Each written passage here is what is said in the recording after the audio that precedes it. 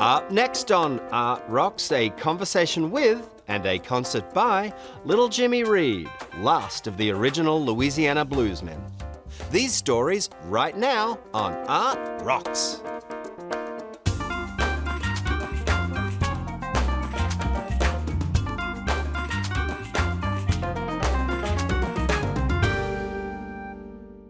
West Baton Rouge Museum is proud to provide local support for this program on LPB, offering diverse exhibitions throughout the year and programs that showcase art, history, music, and more. West Baton Rouge Museum, culture cultivated. Art Rocks is made possible by the Foundation for Excellence in Louisiana Public Broadcasting and by viewers like you. Hello, thank you for joining us for Art Rocks with me, James Fox Smith from Country Roads Magazine. This one just might get you up on your feet because down-home Louisiana bluesman Lil Jimmy Reed is here to sing and play. Today, at age 85, Lil Jimmy remains an international blues star, playing multiple dates in European cities and traveling to festivals around the United States. But with the 2023 release of his album Back to Baton Rouge, he's finally becoming better known right here at home. As a matter of fact, many people from West Feliciana Parish know Lil Jimmy because he grew up in Hardwood, right alongside my hometown of St. Francisville. Recently, I got a chance to talk with Lil Jimmy when he made a visit back to his old stomping ground. Lil Jimmy, welcome back to West Feliciana Parish. Glad to be back. You were born and raised just a few miles up the road from where we are right here. Hardwood, Louisiana. In Hardwood, Louisiana. That's right. Tell us about this. What was Hardwood like when you were growing up? It was rough. It was rough? Poor. Yeah. Nobody had nothing. The houses inside, the floors were spread apart. I remember looking down through the cracks. If I see a nickel, I chew gum half a day, put on the string, and ease it down on that nickel and pick it back up. No. Man, it was rough back there doing Yeah. How many folks in your household? 4 brothers and 1 sister. Okay. Me and my mama. You could open the front door and open the back door and see all the way through from the ground. No way, right? That's where it was made. Shit. They call them shotgun houses. Few of those still around. Every now and then I see one. So what kind of music were you hearing when you were growing up? Number blues, Muddy Water.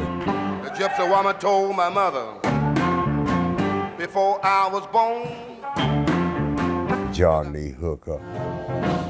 let me be your little baby, tell your big will come. Slim Harpo. Well, I'm a king bee, buzzing around your hive. And I fell in love with Jimmy Reed because the rest of them was too slow to.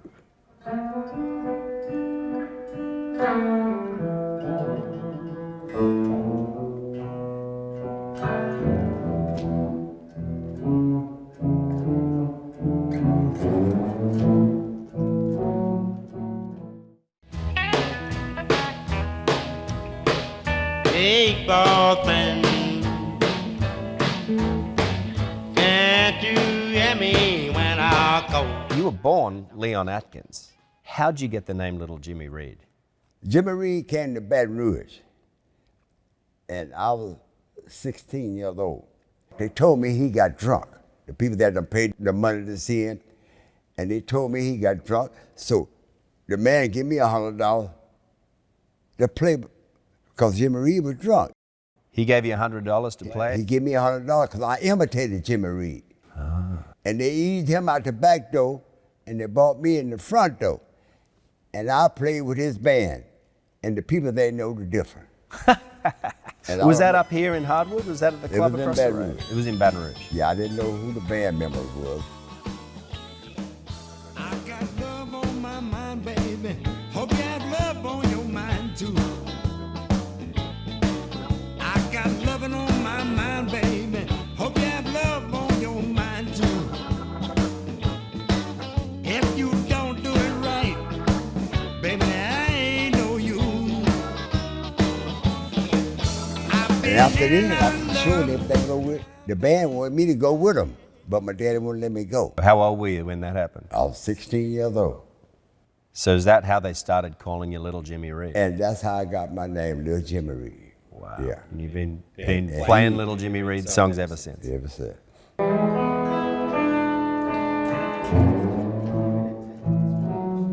That's all I hear all night. People playing it, or was it coming No, over they- like a record Band- player or it was jukebox? playing out. See, I was born and raised in front of a juke joint. And the juke joint, when I was little, used to have big bands that come there. Muddy Water and all those guys come there. Well, I was too little to go in the club. But I sit on the porch, and Albert Davis' daddy, named Lil Ernest, they called him, he made me a guitar out of a cigar box Okay. with 3 strings on it. And how old were you when that happened? Oh, I was about 7 or 8. And that's all you do, sit down there when them bands come, I play. How did he know that he needed to make you a guitar? I don't know, he just made it. Do you know why your daddy thought he would enjoy a guitar? Well, at the time, Hardwood wasn't nothing but music. We had everything down in there. We had live band, picture shows. We had a barber shop. We had a cafe. We had 3 cafes. Then we had the Club 61. That was the juke joint. And so that's how we were raised up down in there. They call it Hardwood Quarter. And the big sawmills out there, everybody's father worked at the sawmill. And they stayed in the neighborhood. And that's how all of us got together, played ball. And my dad, he always got a lot of the kids together, and we all played together. Later on, my daddy got a hold of some money. I think it was income tax money. He asked everybody in the house, what you want? My brothers getting ball, bat, and bicycle. When he got to me, I don't know what made me say guitar. He bought me an electric guitar with no amplifier. No amplifier. No amplifier, brand new guitar. So that a boy up the street had an amplifier and no guitar. Sounds So- like a match made in heaven. Me and him used to get together. Yeah. And that's how I learned how to play. Now, the guitar was not your first instrument, though, right? Did you not? No, I blew a harmonica first. Okay. So Well- tell me about the harmonica, because you still play a harmonica, right? The first harmonica I had, my mama paid a dime for it. And I used to blow harmonica. I go to church, the choir be singing, and I get my harmonica out. And the lady hit me, put that thing in your pocket. So I put it in my pocket. Well, they didn't like that music in the church? Well, no, they didn't like me blowing it in the church. I probably wasn't keeping time. And when I learned how to play guitar, I put the harmonica down.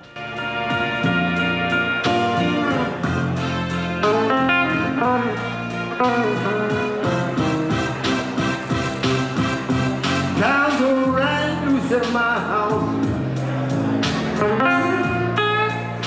You only come out when I'm not at home.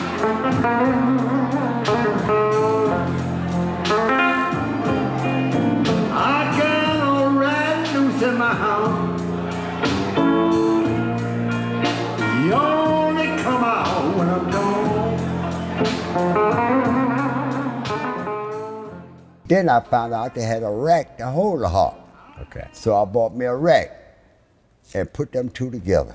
And I've been going ever since. You've been playing ever since Ever with, since. with both. Guitar and harmonica. Yeah, right. Big blues players who were playing back then, they were coming through. You were seeing them come through St. Francisville, right. come It was through come- Hardwood and play They here. used to come to Hardwood to play. Who'd you see? Well, I didn't see nobody go. I was little. My dad wouldn't let me go over there. But I knew who was coming. Who's that? You know, Muddy Water, John Lee Hooker, Slim Harpo. Big guys- names. Guys like that was coming. He was a high big band. Yeah. And I sat on the porch. I couldn't see him. No, I couldn't cause I couldn't go in there. How old were you the first time you stepped into that club? I was about 15 or 16 years old. I formed a little band together, boys in Hardwood, and we had a little band, and we played in the club. Every day they'll practice in the club. They'll go in there and sit down and practice every day. And the club stayed full just like it was a big band going on. People come all out the house just to come to the club where they practicing at. And that's how he kept going, and that's how he got Lil Jimmy Reed. He always liked the Lil Jimmy Reed music.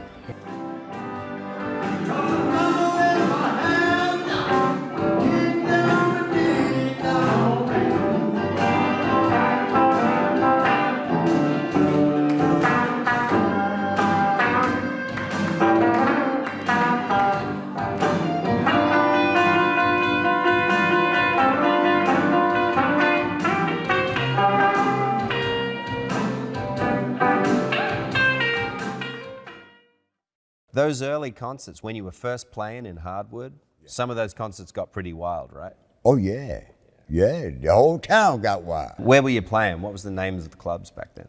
Club 61. Club 61. That's the only club they had in Hardwood. Okay. Club And it was like you got a big crowd in there? Yeah, it had a crowd. And them that can't get in the club on the outside there. Tell us a little bit about what it was like in that club when it was really, really rocking. Oh, it was nice, sweaty, hot. Yeah. They had a club in Jackson, Louisiana. I used to pack that place. Okay. I just do what I do. Yeah. So now you're playing all over the world. You play the UK, Holland, Denmark, Germany, Italy, Spain, Russia. Yeah.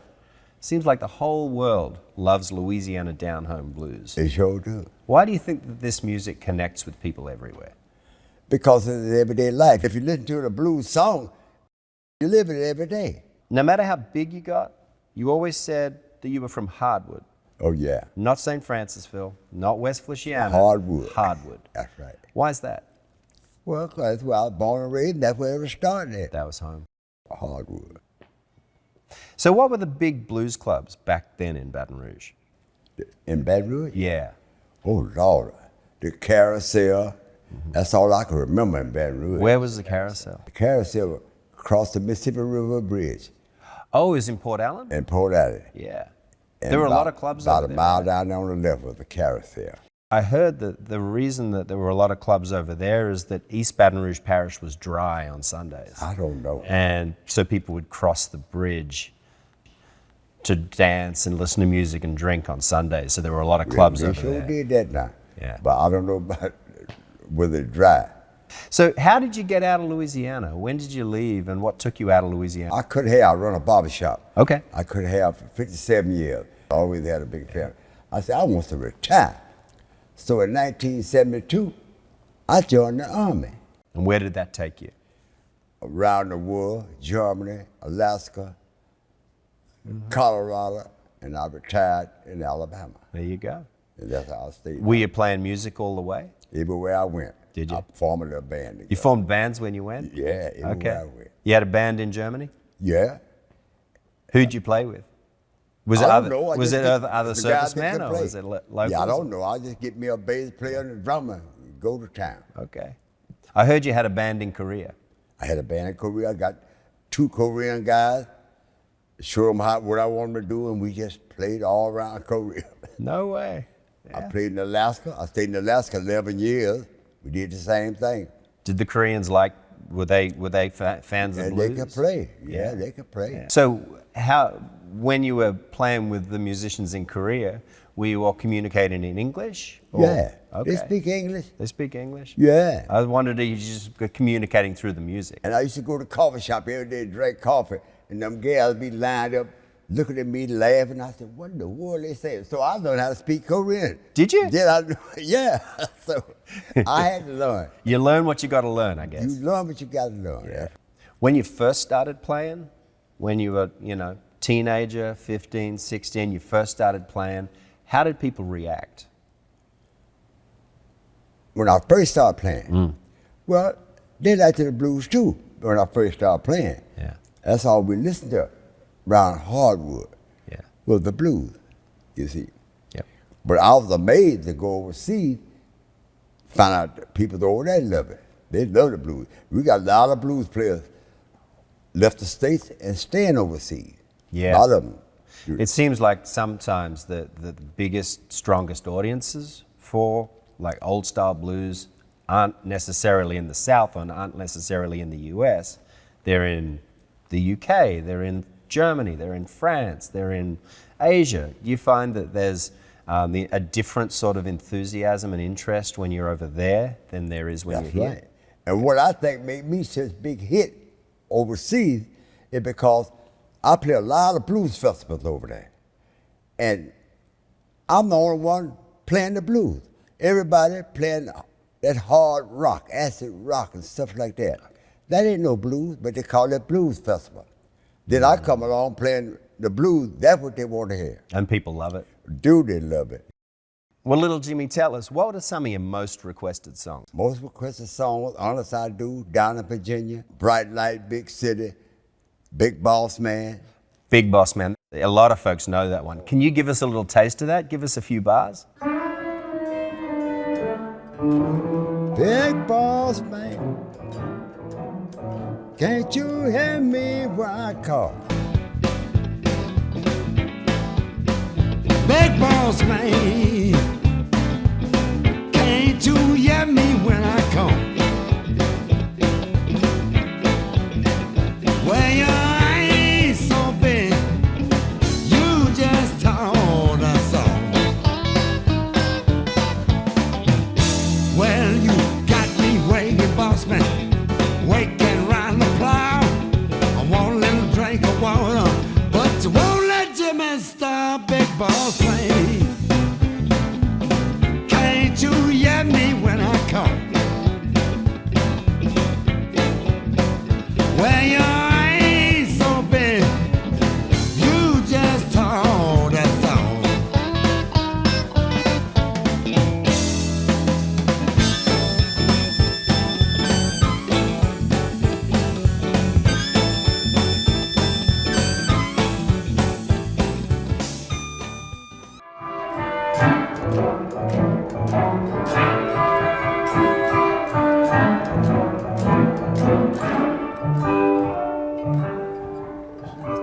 Man, that is unbelievable. You make it look so easy. It is. It's easy for you. It's not easy for anyone else. How many times do you think you might have played that song? Ooh, Lord, thousands.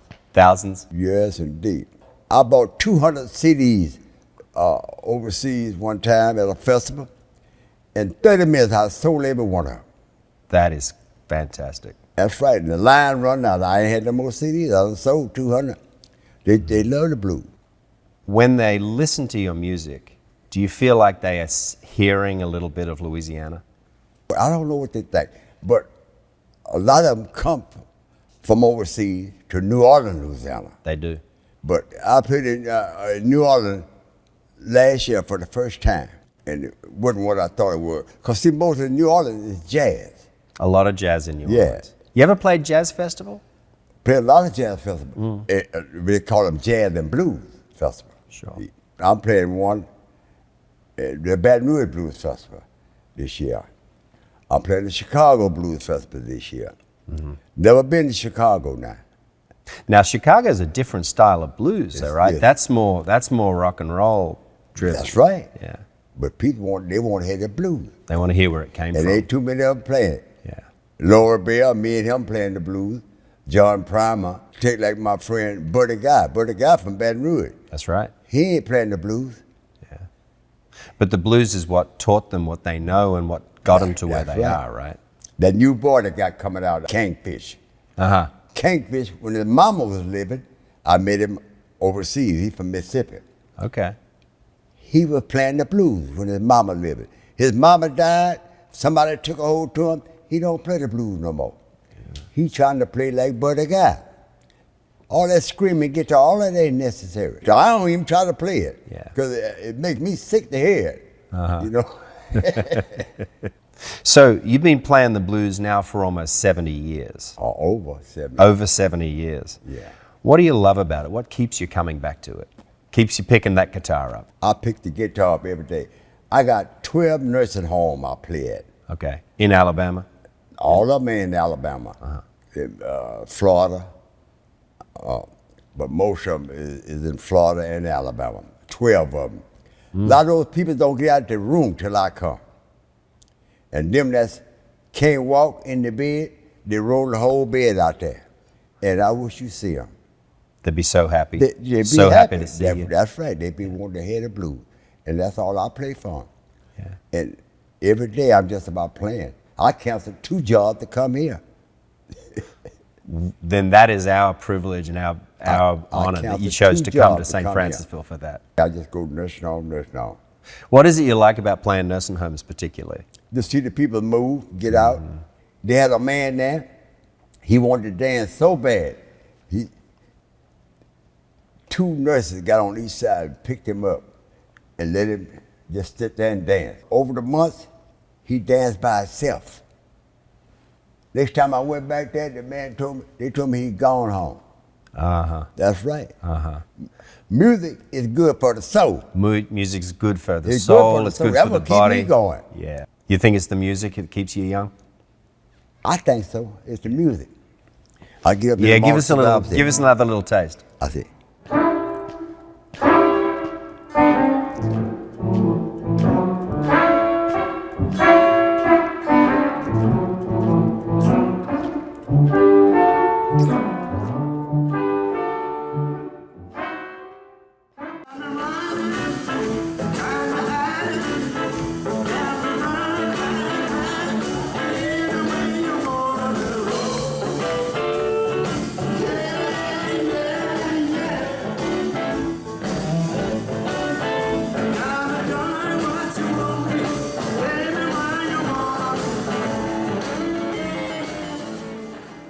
You make it look easy, but we know it is not It easy. is. It's easy. Just like taking candy from a baby. What's it like to be right back here in West Feliciana, just a few miles from where you grew up? It feel good. The only thing I hate, a lot of the black people ain't gonna be able to come because the ticket is $30, and most of them ain't paying $30 to see me. You understand what I'm I saying? do understand that. So, a lot of them ain't, probably none of them I know coming. You know, and I know my granddaughter, she coming. I'm talking about the people that in Hardwood. Yeah, So still that's a little high. I'm thinking about coming back to Hardwood and playing in their park. They got a park down there. They do. So that's what I'm thinking about doing. That would be, you get $30 everybody is out a lot for of that. money to them people in Hardwood. No, that is you true. see what I'm saying? People that's coming here, I don't know them. See, most of these people is coming tonight is white people. This is true. Most of them. And I don't know them. The ones that I know, I don't know whether they're still living or not. You see what I'm saying? Yeah. I'm 86. It was a big community too. There were a lot of people who were living in Hardwood at the Oh, time. yeah, Right? a lot of people live in Hardwood. Yeah. Were there ever any white people came into Club 61 while you were playing? No, Never. I know, no. No. So there really was there was no mixing at the No, time. wasn't no mixing back there then. It was hell back there, man, in the 50s. So there's one more song of yours that I'd love to hear you play a little What? bit of. Play us a little bit of You Got Me Running. Got me running. Yeah. Got me running, you got me hiding, you got me running, hide, in the way you want on the road.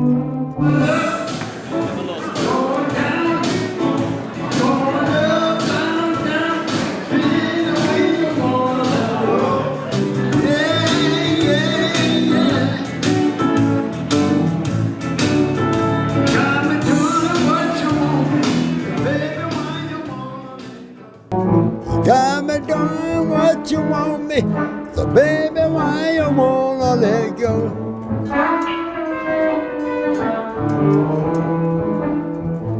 All right. How do you feel at your age when women are still jumping up and dancing to your music? How does that make you feel? It man? make me feel good, but most of them is old women. See,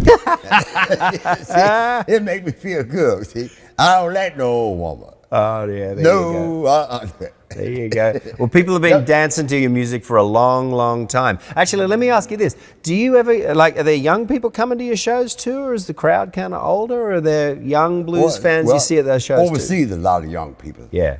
But see, now, back in the State, the young people, they want to rap and stuff like that. I got 37 grandchildren, and 23 of them is boys. And nobody want to learn how to play guitar. Not a one of them playing the guitar? Not a one of them. They want to rap, all that. And I got one grandson doing good rapping. Oh, yeah? Yeah, and I don't understand what they're saying. Yeah.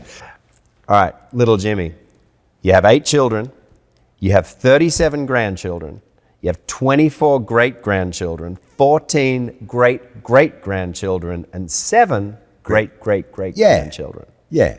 How many times have you been married? I'm on my second wife. Okay. My first wife was over there in New Rose. But me and her was married 8 years. Is she the mother of the 7 children? She's the mother 3 girls and 1 boy. Okay. And the wife I got now, we're married 47 years. Mm-hmm. And she the mother of 4 girls, but she had 2 girls when I met her. I got you. Yeah. So, but I claim them. That's Yeah. why I say. She come to hear you play? Who? Your wife? No, she never heard me play. She never heard you play? The wife I got now never heard me play. Would she be jealous if she saw those ladies jumping up and down? No, she helped me get ready. Okay. See, my wife I got now is highly religious. Yeah. You know how they are. Mm-hmm. They're highly religious. They don't want to go to no club. So this year, you got more gigs overseas coming up. Where are you headed in 2024? Ain't no telling what country. Yeah. The first one contract I get is paying more money, I go. You're on the plane and you go. That's right. Mm-hmm. I'm playing with Bob Hall and his wife in October. Okay. Yeah. You play with them a lot, right? Oh yeah, I played with them for the last 15 years. And Bob plays piano? Is that Bob right? played piano, his wife played bass. Okay. Yeah. And everywhere we go, we house a drummer. There you go. And they pay good. And what I like about overseas, you don't play as long as you play here. Really? See, here, no. Overseas, you play 1 hour, you finish. So music's the best medicine, right?